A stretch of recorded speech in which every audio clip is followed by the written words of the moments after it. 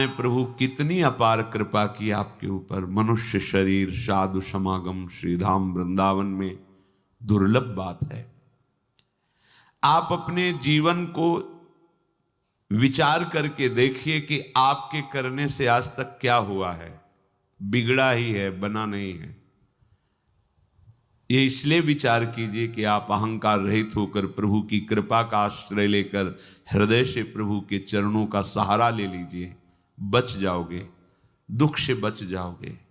कोई तुम्हारा मित्र नहीं है, यहां कोई तुम्हें सहयोग देने वाला नहीं। मान लीजिए आप लोग भ्रमित हैं, इसलिए आपको लगता है आपके कोई दोस्त हैं, कोई आपके सहयोगी हैं, कोई आपके संरक्षक हैं। बिल्कुल नहीं। बाहरी सब कुछ हो सकता है, आंतरिक रक्षा करने वाला केवल श्री कृष्ण है, दूसरा नहीं है। सच्ची मानिए उन पर बड़ी कृपा है जिनको पग पर धोखा मिलता है, प्रतिकूलता मिलती है, तो उनको असलियत समझ में आ जाती है। फिर वो सत्य की तरफ मुड़ते हैं, उन्हें साधु समागम मिलता है और वो सत्य में प्रतिष्ठित हो जाते हैं। आज से हमें समझना चाहिए कि भगवत कृपा पात्र हैं। अब हमारी दुर्गति नहीं हो सकती, क्योंकि प्रभु की कृपा किसी निमित्त को लेकर के नहीं हुई है, अहेतुकी कृपा है। तो अब हमारे कल्याण में कोई संशय नहीं। सच्ची मानिए, ये विश्वास करोगे तो हो जाएगा। विश्वास करो, ये जादू की बात है। मेरा कहाँ कल्याण होगा, मैं तो गृहस्थ हूं, मैं विषयों में फंसा हूं, मैं दुर्गति पक्की है। नहीं नहीं, कुछ भी हो, मेरे में सामर्थ्य तो नहीं, मैं तो अधम हूं, नीच हूं, पर मेरे प्रभु बड़े कृपालु हैं। मेरा निश्चित इस जन्म में कल्याण हो जाएगा, पक्का हो जाएगा। आप विश्वास कीजिए। आप हर समय अपने भाग्य को सराहिए। मैं प्रभु का शरणागत हूं, अहो भाग्य मेरे, प्रभु ने मुझे स्वीकार कर लिया। अगर स्वीकार किया ना होता तो मुझे साधु संग न मिलता। जो प्रभु मोहि अनुग्रह कीन्हा, तो तुम आई दर्श हठ दीन्हा। देखो, प्रभु ने मेरे पर कृपा की ना, तो हे महाभागवत हनुमान जी, आप अपनी तरफ से आकर मुझे दर्शन दिए ना। अब मोहि भाव भरोसा हनुमंता, बिनु हरि कृपा मिले नहीं संता। आज मुझे भरोसा हो गया कि हरि की हमारे ऊपर कृपा है, क्योंकि कृपा ना होती तो आप मुझे दर्शन न देते। आपके समीप हमें भगवत चर्चा करने का सौभाग्य, सुनने का सौभाग्य न मिलता। हम लोग जैसे भी हैं अपने प्रियालाल के हैं। झूठी से ही सही तुम मान लो तो ये झूठी बात नहीं होगी, सच्ची है, क्योंकि है हम। संसार में तुम सत्य मान रहे हो पर सब झूठा है झूठा। तुम चाहे जितना सत्य मानो, ये मेरा, कोई तेरा नहीं। दुनिया में लाखों का मेला जुड़ा, हंसा जब जब उड़ा। तो इस बात को पकड़ो ना यार। कोई साथी नहीं, कोई साथ नहीं। एक साथी है, केवल श्री हरि नाम, केवल राधा नाम। क्योंकि राधा नाम, हरि नाम ही हरि को प्रकाशित करता है। इसलिए हमारा तो हरि प्रिया से भी प्रिय इनका नाम है। इनसे भी ज्यादा महत्व इनके नाम में हमें देना है, क्योंकि नाम से ही इनका परिचय, नाम से ही हमारा संबंध दृढ़ होता है। झूठी भी हम मान ले कि हम प्रियालाल के हैं तो झूठा नहीं होगा, वो सत्य, क्योंकि हम हैं उनके। आप झूठ से भी इच्छा करने लगो, इच्छा नहीं भगवत दर्शन की, पर झूठ से भी करने लगो, अब तो कल्याण हो जाए इसी जन्म में, अब तो प्रियालाल मिल जाए इसी जन्म में। वो मिल जाएंगे। झूठा खेल है साचा होए, क्योंकि ये साचा खेल है। इसमें नाटक भी करे भक्ति का तो भगवान कृपा करके उसे सच्चा भक्त बना देते हैं। बस आश्रय ले ले भगवान का। झूठा भी रोए, झूठा भी गाए, झूठा भी भाव से लगे, सच्चा भाव नहीं है, पर प्रभु देखते हैं ना कि मेरे में लगना चाहता है, मेरा आश्रय लिए, तो उसे सत्य भाव से युक्त कर देते हैं, उसकी भावना सत्य कर देते हैं। पूज्य श्री राधा बाबा कह रहे हैं, मेरा अनुभव है संतों के अनुभव को समझना चाहिए। प्रभु से केवल एक ही प्रार्थना करो यदि कि मुझे आपकी अखंड स्मृति प्राप्त हो, निरंतर भजन, आपसे प्रेम, तो प्रभु इस याचनाओं को कभी नहीं ठुकराते। आप एक प्रार्थना करें, मेरा भजन बन जाए प्रभु, निरंतर आपका भजन बने, आपकी स्मृति में मगन रहूं, आपके चरणों में प्रेम हो जाए, तो इस बात की पूर्ति प्रभु उसी समय प्रार्थना करते ही शुरू कर देते हैं। पर हम अज्ञानी इसलिए जान नहीं पाते। क्या?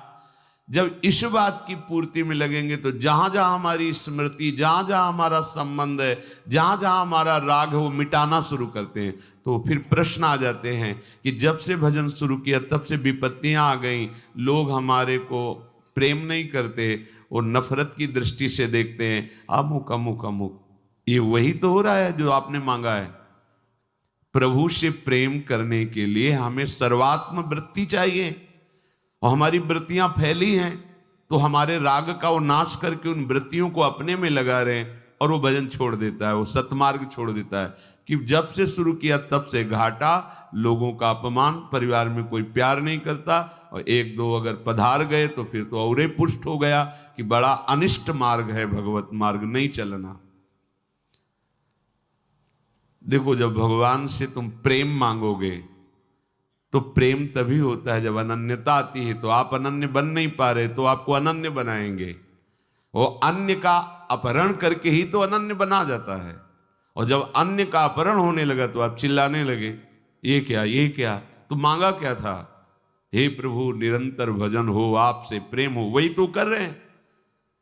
नहीं, ये नहीं चाहिए तो फिर मांगो संसार के भोग सामग्री, फिर ये बात नहीं आएगी, ये बात नहीं आएगी। संसार के भोग जन्म जन्मांतरों में कभी फिर कृपा होगी, तब यही होगी, तब यही कृपा होगी। कोई तुम्हें पूछने वाला नहीं रहेगा। भक्ति के मार्ग में जब चला जाता है तो भगवान सहयोग करके ऐसी स्थिति देते हैं कि कोई प्यार नहीं करता, सच्ची में कोई प्यार नहीं करता। जब आपके अंदर विवेक होगा और झांक के देखोगे तो उसकी स्वार्थ और वासना झलकती नजर आएगी, जो आपको कह रहा है मैं आपको बहुत प्यार करता हूं। जब जांच करके देखो तो उसका अपना सुख, उसका अपना स्वार्थ नजर आता है, प्यार नजर नहीं आता। प्यार होता है जिससे हम प्यार करते हैं उसको सदैव सुख प्राप्त हो, कभी स्वप्न में भी दुख प्राप्त ना हो, ऐसा केवल भगवान, दूसरा कोई नहीं है। अन्य कामी यदि करे कृष्णेर भजन, कृष्ण तारे देन स्वचरण। कृष्ण कहें आमाय भजे, मांगे विषय सुख, अमृत छाण मांगे विष, यही बड़ मूर्ख। आम विज्ञ यही मूर्ख, विषय सुख केन, दिव तव चरण दिया विषय सुख भुलायु। जो अन्य कामना से हमारे प्रभु का भजन करते हैं तो प्रभु कृपा करके उसे अपने चरणों में प्रेम देने की चेष्टा करते हैं।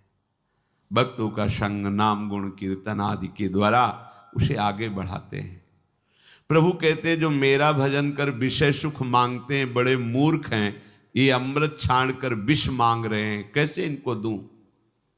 ये बड़ी मूर्खता है जो प्रभु का भजन करके संसार के धोखेबाज विषय मांगे, हम पद प्रतिष्ठा मांगे, हम ये अमृत छाण मांगे विष, यही बड़ मूर्ख, ये बड़ी मूर्खता है।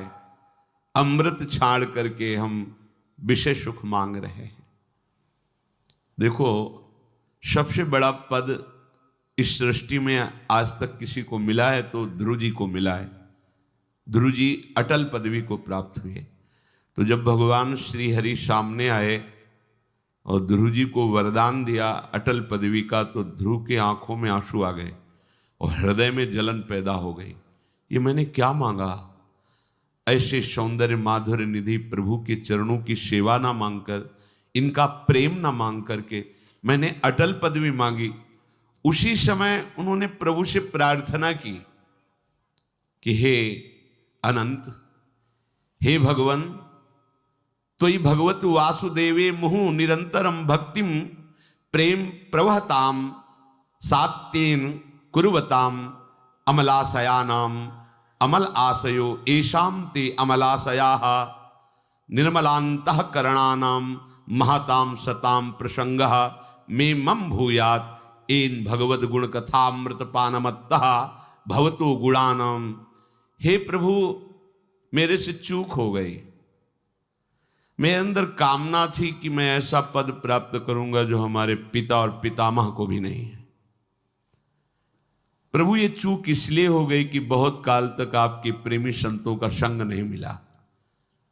इसलिए हे अनंत, हे भगवान, भक्ति मुहु प्रवहताम त्वयि में प्रसंगो भूयाद अनंत महता ममलाशयानाम एनांजसोल्वण मुरु व्यसनम भवाब्धिम निश्चि भवद गुण कथामृत पानमत्तः। प्रभु, जो आपके नाम जप में, आपकी लीला कथा कहने सुनने में मत्त हैं, ऐसे अपने प्रेमी संतों का मुझे संग दे दो। मुझसे जो चूक हुई, क्या चूक हुई? ये जो अटल पदवी मिली, देखो जलन हो रही हृदय में कि मैंने अटल पदवी क्यों मांगी, प्रभु की दासता क्यों नहीं मांगी। अटल पदवी ऐसी